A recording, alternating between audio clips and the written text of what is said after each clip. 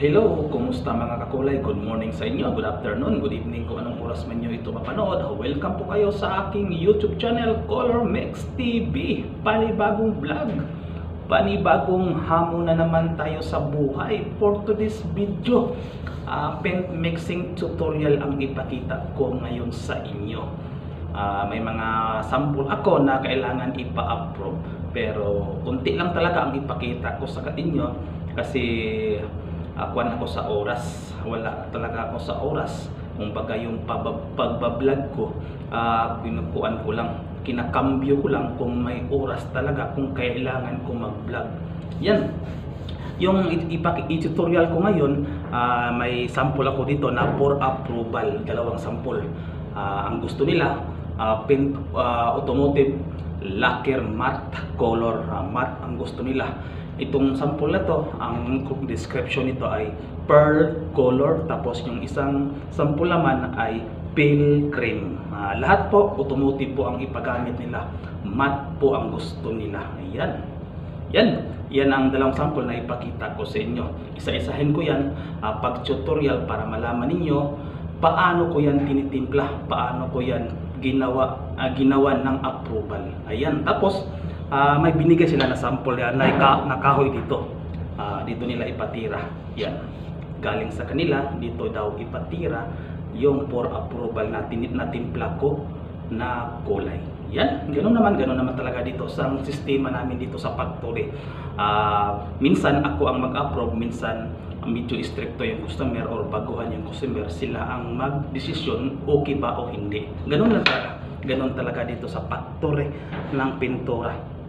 Pero bago ang lahat, bago ko yan ipakita kung anong mga pangulay, ano ang main base na gagamitin ko, siyempre magpasalamat muna ako sa mga silent viewers ko, sa mga nag-DIY, sa mga paint mixing technician dyan, sa mga nagtatrabaho na sa mga paint industry, at nagpasalamat ako sa aking mga members sa aking channel Color Mix TV at sa aking grupo na It's Atay Family. Maraming salamat sa inyong talaga. At kung napadaan ka or nagustuhan mo itong video na to, pwede paki-subscribe, paki-like, paki-comment, paki-share na lang para marami akong matulungan na ibang tao na gustong matuto paano magtimpla sa standard procedure sa pintura. Ayan, paki-share na lang, paki-like, paki-subscribe. Maraming salamat po. At tara, let's go! Ang unang titirahin ko sa pagtimpla, itong pearl color. Yan, light color lang po siya. Yan ang unahin ko pagtira. Tapos light color siya. Mag-umpisa po tayo sa main base na white, automotive lacquer matte white. Yan ang main base natin. Tapos yung mga pangulay natin, tatlo lang muna ang kukunin ko. Mag-additional lang tayo kung kailangan pa ng ibang pangulay. Pangulay pa lang yan, hindi pa yan pintura. Ito yung pintura na main base. Tapos ito yung sample na titirahin natin na pearl color. Yan, tatlo lang munang pangulay: lemon yellow, HD9 na black, at saka HD7 na red oxide. Yan po ang mga pangulay na gagamitin ko muna. Tapos yung main base, automotive lacquer matte white. Ayan, tara, let's go. Ayan, mag-umpisa na tayo. Ayan.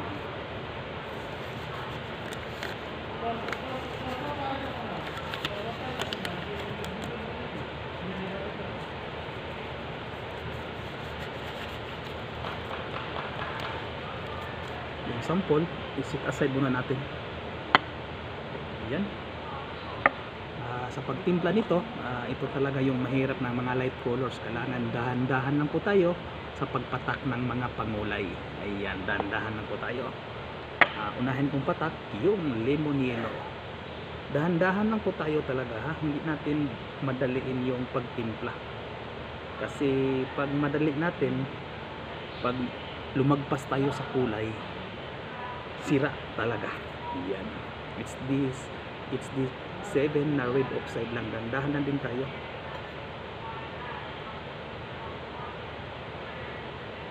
Yan. Tapos HD na neutralizer 9 na black.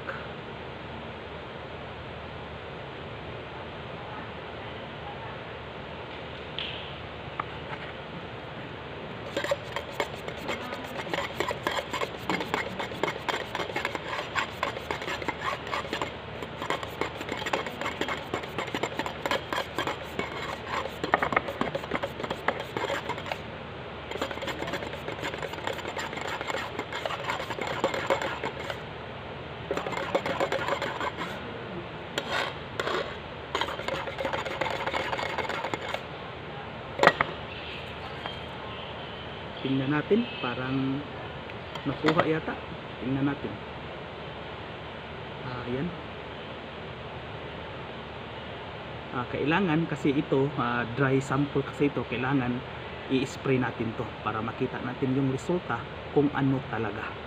Tara, i-spray natin para sigurado ba. Ganyan talaga ako, manigurado talaga kung kuan ba, okay ba yung timpla ko. Tara, sa spray room tayo. Ayan, nasa spray room na po tayo. Dito natin itira yung na-mix natin na timpla natin na kulay na pearl color. Tapos ito yung pearl na sample nila. Yan. Isit aside muna natin to, baka madali natin to ba. Makabayad na naman tayo nito. Yan. Dito lang tayo ilagay sa taas. Tapos ito yung kuha nila, kahoy. And then, ito yung natimpla natin, swerte natin, nakuha agad natin yung kulay. Hindi naman nakuha, tingnan pa natin kung parehas ba. Swerte talaga natin sa nakuha agad ba, diretso agad nakuha. Sa pagtimpla ng mga light color, katulad nito, kailangan talaga, kuan mo, alam mo yung pangulay mo, alam mo yung sipa ng mga pangulay. Kasi kung patak ka na lang patak, hindi mo alam yung sipa ng mga pangulay mo, delikado na lalagpas ka, delikado, masisira yung pintura mo, magda-dark man. Mas better kung malight ka kasi pwede mo pang madagdagan. Kung nagda-dark ka, mahirap na talaga. Pwede naman sa akin, pwede, walang problema, ma-dark, ma-light, ma-dark sa akin, walang problema kasi may adjustment ako, may pang-adjust ako talaga. Katulad sa ganyan, yung kung nagtitimpla-timpla ka lang tapos hindi mo kabisado yung mga pangulay, dyan talaga ang pinaka-risky o delikado. Baka wala kang pang-adjust ba, masasayang din yung pintura, hindi mo nakuha yung gusto mo na kulay. Ayan, ganun lang yung mga tips ko ba sa mga gustong magtimpla, gustong matuto. Kailangan natin dahan-dahanin natin, wag tayong magmadali. Wag ninyo akong gayahin na pabilisan minsan kasi alam ko, kabisado ko yung mga pangulay, gaano katapang, gaano siya kakuan ka pulido pag patak mo lang sa kulay na yan. Yan. Ganun lang yung mga tips ko sa mga baguhan lang, sa mga matuto. Baka ibas na naman ako, marunungan ka lang. Hindi yan, yung pagtitimpla, hindi yan na marunungan lang dapat. Kabisado mo yung ibig sabihin sa amin ba, yung kung sa amin dito, kung be professional as a mixer or technician, you should know the characteristic sa mga pangulay. Alam mo yung galawan, ganun ba? Yan, ito, kuha natin, maglagay lang tayo dito. And then, kuhaan tayo, ito, kung ma-approve ito yung gagawan ko ng formulation. Ito na yung control, tapos gagawan ko ng formulation kung gaano sa isang litro, ilang gramo sa pangulay. Ganun lang yung trabaho ko talaga. Ganun lang ganun ka risky. Ganun ba? Siyempre, automotive lacquer paint po ito. Lacquer thinner lang po yung timpla natin. Sa pagtitimpla ng lacquer thinner, depende pa rin sa iyo, depende sa mga sprayman. Sa amin, may sinusunod ako na formulation, pero sa inyo, kuan ko lang, depende na sa inyo kasi lacquer naman ito siya. Wala naman din siyang catalyst, di minsan kailangan na may formula talaga sa pagkuan ng thinner. Kung depende sa sprayman na lang yan. Ganon. Yan. Haluin natin ng maayos. Yan. Sana makuha kaagad siya. Hindi na ako nabamas kasi naka-blower ako. May kwan na yung sa itaas nito. Labas lahat yung mga alikabok o anong singaw man o anong amoy ng pintura. Yan. And then, ito na yung kahoy. Nilihan na yan. Sa atin na lang, diretsuhan lang pagpera. Yan. Ito para makita. Yan. Yan. Ito. Dito na. Yan.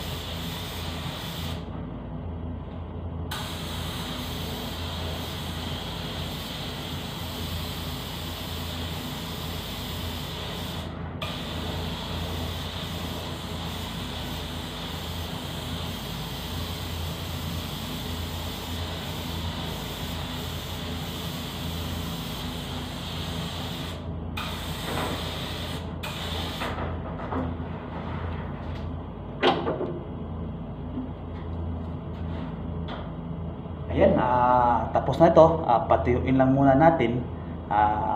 Saka natin balikan. Titingnan natin kasi ngayon nagla-light siya kasi basa pa. Pag natuyo na to siya, tingnan natin kung okay ba. Ayan. Tingnan niyo. Pero pag matuyo yan, magda-dark pa yan.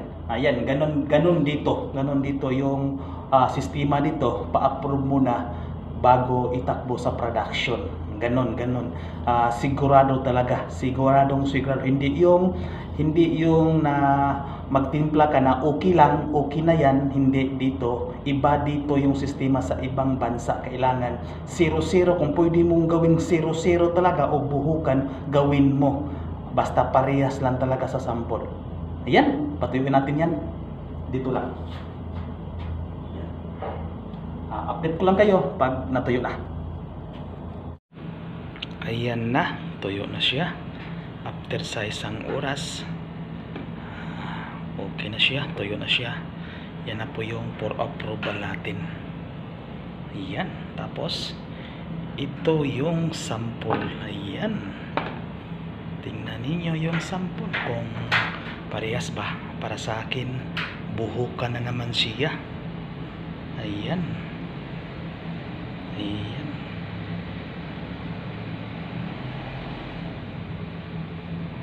Tingnan ninyo kung gaano siya kalapit ma-approve ba o hindi. Ayan o. Para sa akin nasa 98% po siya. Okay na siya. Desisyonan nila kung ano, kung magustuhan ba nila o hindi. Ayan.